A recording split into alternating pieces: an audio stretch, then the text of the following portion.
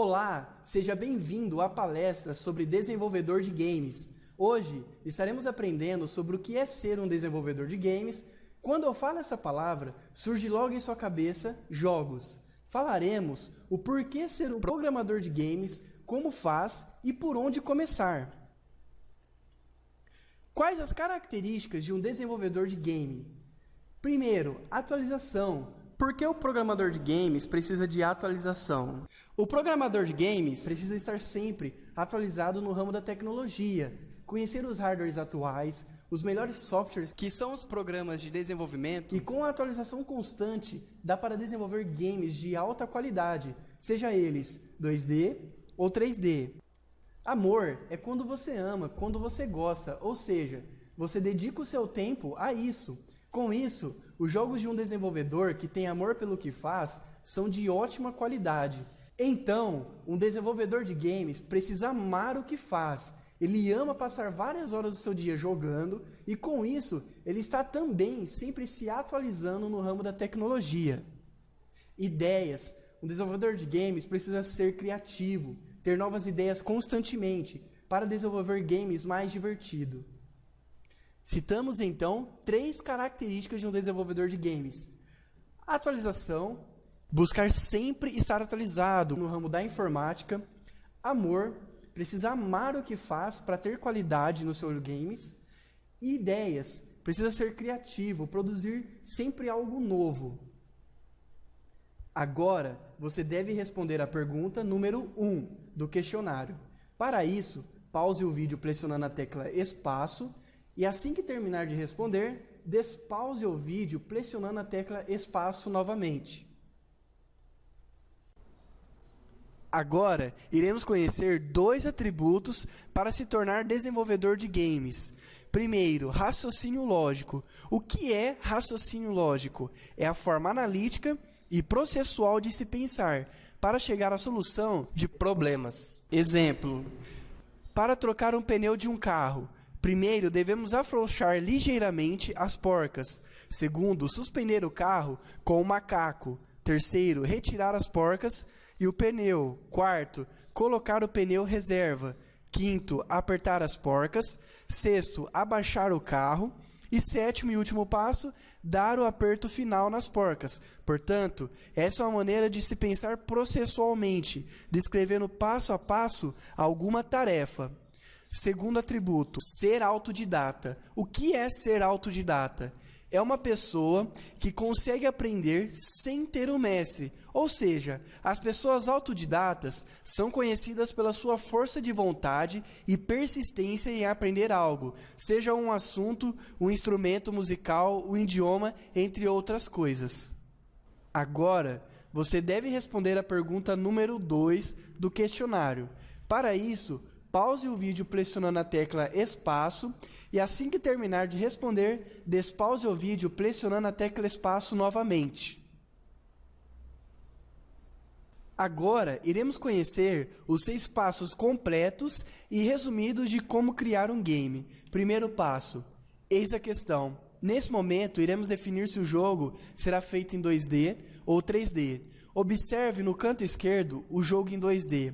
Ele nos dá apenas uma perspectiva de lado ou de cima. Por quê? Os jogos em 2D, eles, como o próprio nome fala, 2D são 2 dimensões, largura e altura. Então esses jogos possuem menos detalhes e são mais rápidos de ser produzido. Já o jogo em 3D, que está no canto direito, é um jogo que tem que ser pensado em mais detalhes, por ele ter a profundidade. Então a gente vai ter que dar ao player uma profundidade no local onde ele está. E também são jogos um pouco mais avançados de ser produzidos, por ter ferramentas mais avançadas e por conter mais detalhes na sua criação. Segundo passo, agora iremos definir o game engine e o estilo de jogo, tempo, espaço, personagens e objetos, história ou objetivo e sonorização do game. Agora é o momento de escolher o game engine e o estilo de jogo. O que é o game engine? Game Engine é a plataforma de criação e desenvolvimento do jogo. Nele é que é construído os cenários, objetos, a animação e, além disso, a interação do player com o cenário. À esquerda da tela, temos um exemplo de jogo criado em uma Game Engine de plataforma 2D. Para desenvolvimento em 2D, usa-se o Flash Player da Adobe. Repare a mecânica do jogo.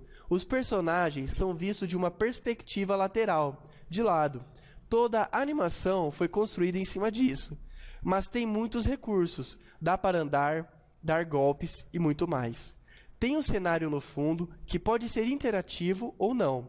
Sistema de sombra, entre outros. À direita, temos um jogo construído usando a Game Engine 3D. Ela trabalha com profundidade, sendo assim é mais trabalhoso por conter mais detalhes e ferramentas de modelagem 3D. Assim, necessita de conhecimentos mais avançados. Se você precisa criar um game publicitário para divulgar algum produto ou serviço de alguma empresa, o que é comum, certamente que um jogo produzido mais rápido, utilizando uma Game Engine 2D, é a melhor escolha.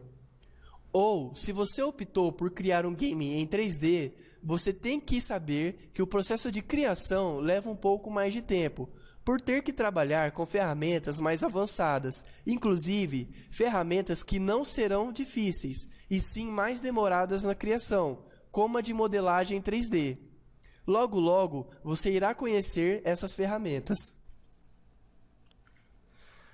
Agora, temos que definir o tempo e o espaço do jogo. A imagem com fundo branco representa o dia e a imagem com fundo preto representa a noite.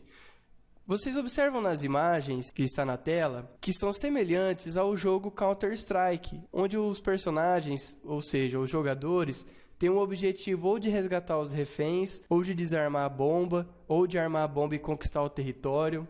E tudo isso tem que ser definido antes de ir para a parte da criação do cenário, seja ela em 2D ou 3D. Você já tem que saber qual vai ser a interação do player com o cenário, porque dependendo de como for a criação do seu cenário, vai levar um certo tempo na sua criação. Se o jogo for se passar de dia, tem que trabalhar com uma textura diferente do que se fosse a de noite. E em seguida, temos que definir os personagens e os objetos. Os objetos é no geral, o personagem é o objeto, a arma é o objeto, a caixa do cenário é um objeto, como mostra nas duas outras imagens que surgiu na tela. Modelar os personagens vai depender se você fizer a escolha de um jogo em 2D ou 3D. Você vai utilizar programas diferentes.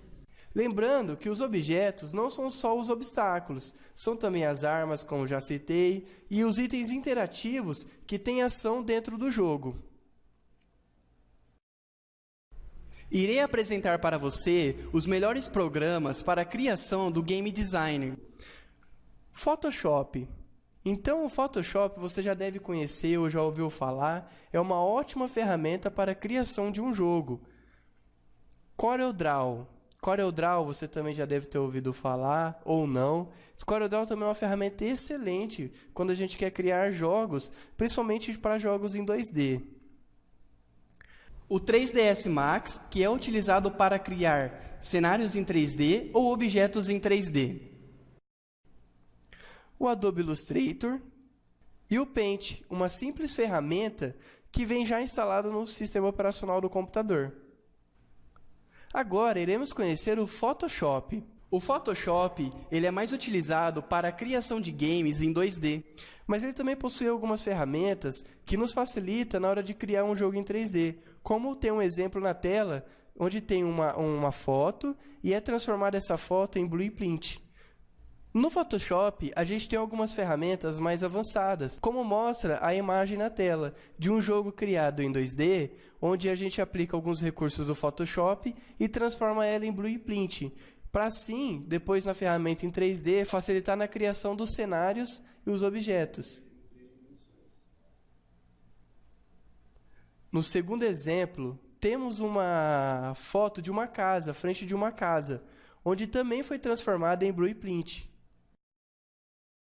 O CorelDRAW é uma das ferramentas mais usadas no mundo para desenvolver games em 2D. Ou seja, os personagens de lado, de frente, de costa, os objetos, os cenários. Isso porque conta com vários recursos. Desenhar com ele é muito fácil, pintar também. Ele trabalha com formas irregulares, preenchimento degradê, controle de nós, e então é muito divertido. E isso faz com que ele seja uma das melhores ferramentas do mundo para desenvolvimento de game designer. Na tela, você tem exemplos de game designer desenvolvido para um jogo feito no CorelDRAW. No canto inferior direito, você tem exemplo de um personagem feito totalmente no CorelDRAW. E esses personagens a gente chama de sprite, que são mais utilizados para jogos 2D. No CorelDRAW também é pensado detalhe por detalhe, e isso não pode faltar para um desenvolvedor de games. No 3ds Max é uma excelente ferramenta para desenvolvimento de objetos ou cenário em 3D, como mostra o exemplo na tela. Você tem um exemplo de uma casa modelada no 3ds Max, então preste atenção nos detalhes. Você pensa desde a parede da casa até os objetos que vai conter, a iluminação dentro da casa e fora da casa também você pensa. No lado direito você tem um dragão e você consegue observar que ele foi desenhado parte a parte para ficar mais fácil na hora da sua montagem. Já o Adobe Illustrator é uma excelente ferramenta para fazer a vetorização das imagens reais. Ou seja, se você encontrar no seu dia a dia algum objeto e quiser transferir esse objeto para dentro de um jogo, já no Adobe Illustrator facilitaria isso utilizando a vetorização. Agora o Paint, como já foi mostrado lá no começo da parte de pensar sobre o tempo e espaço do jogo, o Paint é uma excelente ferramenta para a criação de esboço. Ou seja, você usa logo no começo em que você vai pensar no cenário, no personagem, tá? Para facilitar depois o desenvolvimento do jogo. O Paint você não precisa de instalar, porque ele é um software que já vem instalado no sistema operacional. E ele é muito fácil e funcional. A sonorização tem que ser pensada juntamente com a do Game Designer, para ir sendo sempre atualizada e já programada com o jogo, pois é uma das partes principais do jogo e que irá fazer a interação do personagem com o cenário e os objetos dentro do jogo. E também vai deixar o seu jogo mais profissional e realista. Agora vou mostrar a você como são os efeitos de tiro de algumas armas dentro do jogo.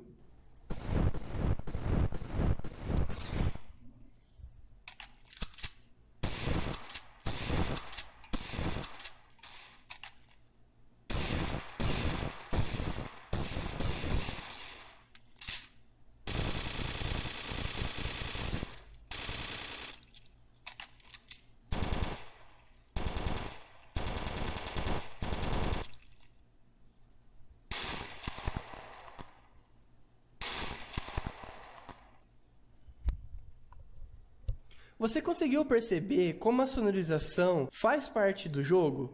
Por que ela vai deixar o seu jogo mais realista? Dependendo de onde o personagem estiver, o cenário que ele estiver, tem que ter um tema de sonorização diferente, certo? Se a pessoa estiver trocando tiro, ela vai ter a sonorização do tiro. Se ela estiver numa floresta, estiver perto de um riacho, ela vai ouvir o quê? O som do riacho, o som das folhas e entre outras. Agora, responda as questões 3, 4 e 5. Pressione a barra de espaço para pausar o vídeo e assim que terminar de responder, pressione a barra de espaço novamente para despausar o vídeo. A programação do jogo também tem que ser pensada junto com o conceito, porque ela irá depender de como vai ser feito o jogo e qual game engine vai ser utilizado. A partir do momento que decide o conceito do jogo, também é decidida a linguagem de programação. A escolha depende de vários fatores, como a familiaridade dos programadores com a linguagem e a portabilidade, etc. Como já citei, isso vai depender da Game Engine, porque algumas Game Engines já vêm com pré-programação pronta, ou seja, basta você ter um conhecimento básico de lógica de programação e você irá saber editar essas ferramentas para utilizar dentro do seu jogo. A lógica de programação é a técnica de você formular seus pensamentos de forma analítica e processual para que o computador entenda o seu objetivo. Exemplo, se executarmos a função onde o personagem tenha que andar para frente, primeiro temos que criar a lógica do jogo para que a engine entenda se é possível caminhar para frente, se não existe parede ou algo que possa atrapalhar o personagem a andar para frente, e também qual é a tecla necessária para o computador executar essa função. Então a lógica é necessária para criar comandos dentro da programação do jogo, animações, interações dos personagens e os cenários. Para que você entenda melhor, veja os exemplos. Observe a imagem mostrada na tela, onde temos o personagem, e ele precisa atacar os inimigos. Para que isso aconteça, na lógica temos que criar todas as possíveis situações. Então, antes dele atacar, primeiro deve analisar se está sofrendo um ataque. Ele vai sofrer um ataque? Ele precisa se defender? Se a resposta for sim, ele vai precisar antes se defender, para depois atacar. Essa lógica tem que ser constante, não só para a batalha, e sim para todas as ações que acontecem dentro do jogo. Agora, veremos na prática como essa lógica é aplicada. O personagem não precisou se defender, e portanto ele ataca o inimigo. A lógica de programação é a base para todas as linguagens de programação existentes e serve para você amadurecer seu pensamento antes de programar algo dentro do jogo. No terceiro passo é quando a gente começa a buscar as informações sobre os nossos personagens. E quais informações? A idade, se ele vai ter idade, como vai ser a vestimenta de roupa dele, entre outras. Para assim, também começar a produção do game designer. Então é nesse momento que a gente começa a colocar o quê? A mão na massa, a realmente fazer o desenvolvimento do jogo. Esse passo é tão divertido quanto é demorado. Vai depender da história ou objetivo do jogo. Lembre-se, chegamos na metade do desenvolvimento de um jogo. Então essa é a etapa onde normalmente iremos encontrar mais dificuldade, mas nada que vai impossibilitar a criação do jogo. Chegamos então no quarto passo. Tenha ciência de que fase você está. Fases? Sim, quando estamos criando um jogo, passamos por 5 fases. Confira. A primeira fase de criação de um jogo é a pré-alfa, é onde ainda vai estar tudo cru e sendo testado. Ou seja, na fase pré-alfa é quando a gente ainda tem o conceito, onde a gente está colocando o conceito em prática.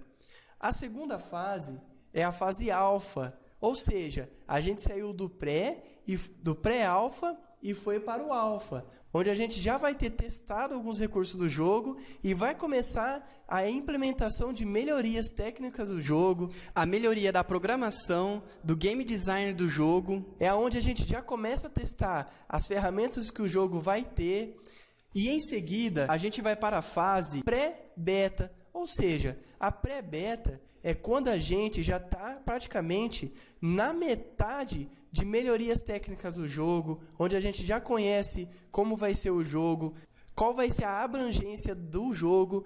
A fase pré-beta é o momento quando você já está com o quê? Com o conceito fechado. Você já definiu tudo em que o jogo vai ter e agora está na parte do quê? De testes, onde você vai testar como está sendo a gameplay do jogo. O que é gameplay do jogo? É a parte em que o player que está jogando, como ele se sente em estar jogando aquele jogo. É o momento onde ele já começa a testar o jogo. Então, nesse momento, recomenda-se você passar algumas horas jogando o jogo para começar a sentir realmente se o jogo está tendo o efeito que você programou. A fase beta é uma das fases mais importantes, que é onde normalmente as empresas grandes começam a lançar seus jogos, que é a fase onde está tudo pré-feito e é onde já está tudo testado. Aí começa o quê? A parte de atualização, é onde vai começar a fazer a correção de bugs. O que é bugs? São erros que acontecem na hora de fazer uma animação do personagem e trava. E é onde também os desenvolvedores de games começam a pensar em ter um maior público, ou seja, eles começam a pensar se o jogo já vai ser para computador, para Xbox, para PlayStation. Então é nessa parte que a fase beta é definitiva, porque se você for desenvolver um game para PC, você vai ter um certo tipo de público. Se você for desenvolver um game para Xbox, vai ser um grupo fechado. Se você for para o PlayStation, vai ser um outro grupo fechado. E se for para ambas plataformas, então você vai ter o quê? Maior abrangência de pessoas jogando o seu jogo. A fase ouro é quando já está tudo definido, o jogo já foi montado, o jogo já teve as suas atualizações principais e é o momento onde todo mundo está jogando. Ou seja, você já tem os seus clientes, você já tem o quê? O seu público alcançado e eles já estão jogando o seu jogo. E é nessa hora em que começa o quê? A reportar alguns erros dentro do jogo. E é nesse momento em que você começa a lançar as atualizações para corrigir esses erros. Recomenda-se lançar o seu game na fase beta, porque é no momento em que você vai poder ter maior feedback positivo e onde você vai conseguir corrigir alguns erros que você não percebeu ainda. O que é feedback? O feedback significa quando você recebe uma resposta, ou seja, uma avaliação de um player que está jogando o seu jogo, ou quando você recebe um ponto positivo, um ponto negativo, onde entra a parte da crítica, das pessoas que estão jogando o jogo, começam a mandar e-mails reportando algum erro. Então a fase ouro é a fase onde a gente finaliza o jogo e já começa a pensar no marketing. Agora, pause o vídeo pressionando a barra de espaço e responda a questão número 6. Em seguida, despause o vídeo pressionando a barra de espaço e continue o vídeo. Agora você irá ter um exemplo de um jogo na fase alfa. Observe a imagem. Você consegue perceber como a textura, os objetos do jogo, o cenário ainda estão cru? Ainda não tem nada de muito avançado? Essa é a fase alfa de um jogo. Agora você tem exemplo de um jogo já na sua fase beta, onde você já consegue observar os status do player, né? Ou seja, a vida do personagem, a quantidade de bala, a arma que ele tem. No canto superior esquerdo, você já encontra o minimapa do mapa onde ele está, a quantidade de dinheiro que ele possui, e entre outras. Agora você tem uma imagem onde retrata o jogo na sua fase final, ou seja, na fase ouro. Você já consegue ver o nível de perfeição da textura do jogo, a iluminação que estava faltando no restante das imagens. Então é nesse momento onde a gente já praticamente tem tudo pronto. Você consegue observar também que houve algumas alterações na mão do personagem, a textura da arma, algumas mudanças básicas que foram feitas para deixar o jogo finalizado. Chegamos então no quinto passo, ou seja, após muito estudo e tudo definido, o jogo finalizado, começaremos a testar a engine que foi criado o nosso jogo e conhecer as possibilidades gráficas, porque mesmo com o jogo finalizado, a gente vai sempre manter o olho no jogo para saber o que está acontecendo, se tem algum erro ainda e se a gente pode aplicar melhorias gráficas, porque no mercado de games, a melhoria gráfica consegue alcançar um maior público. Hoje em dia, os gamers buscam o quê? Jogos com ótimos gráficos, mas também que tenham uma ótima jogabilidade. E também, nesse quinto passo, é o momento em que você começa a dar o corpo ao projeto. De que maneira? Você tem que lembrar que a gente, quando desenvolve um jogo, está em risco de perder o projeto a todo momento, porque a gente utiliza as máquinas, e as máquinas também erram como a gente erra. Então, nesse momento, é sempre bom você ter o quê? 2 cópias atualizadas do projeto do jogo, em locais separados. Lembre-se, o processo de criação do jogo vai demorar dependendo do seu enredo, história e objetivo do jogo e o tempo disponível para aplicação ao seu projeto.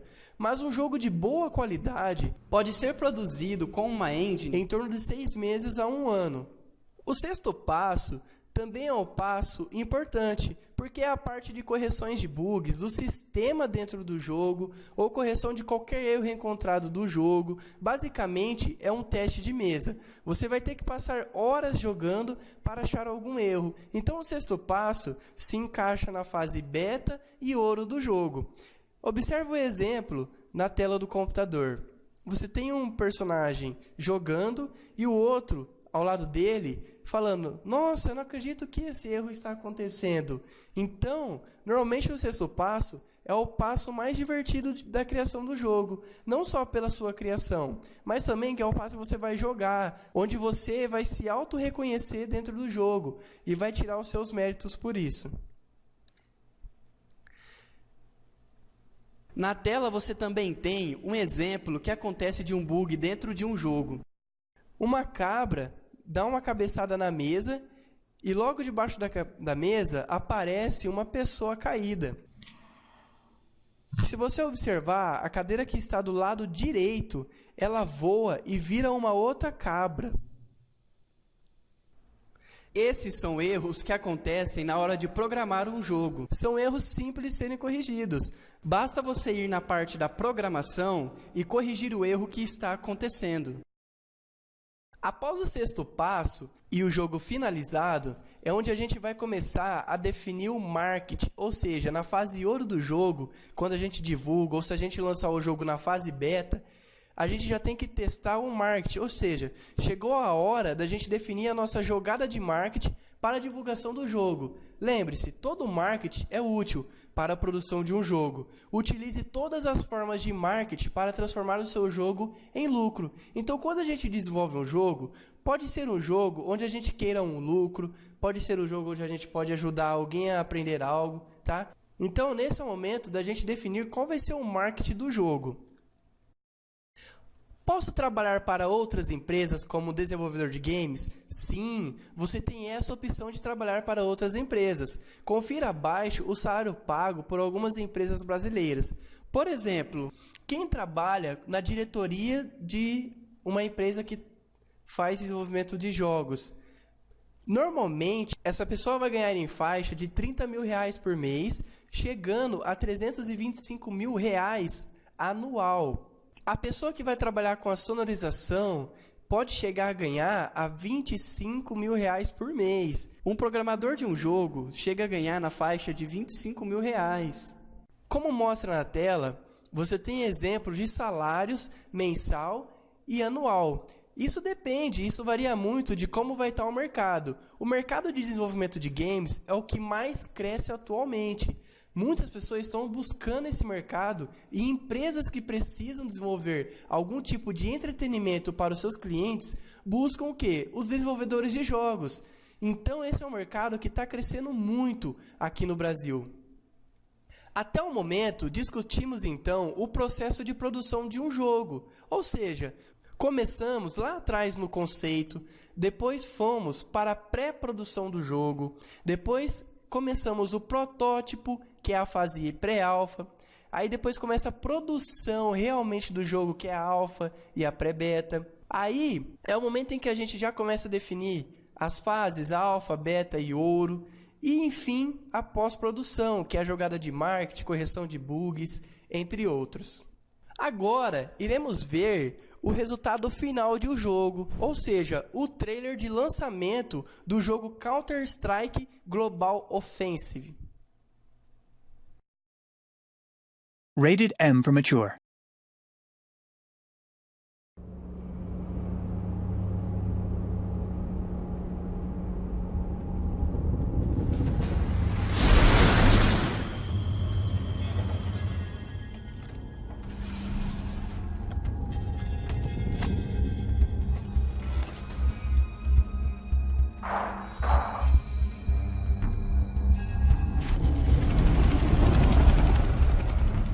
Turn left enemy throw.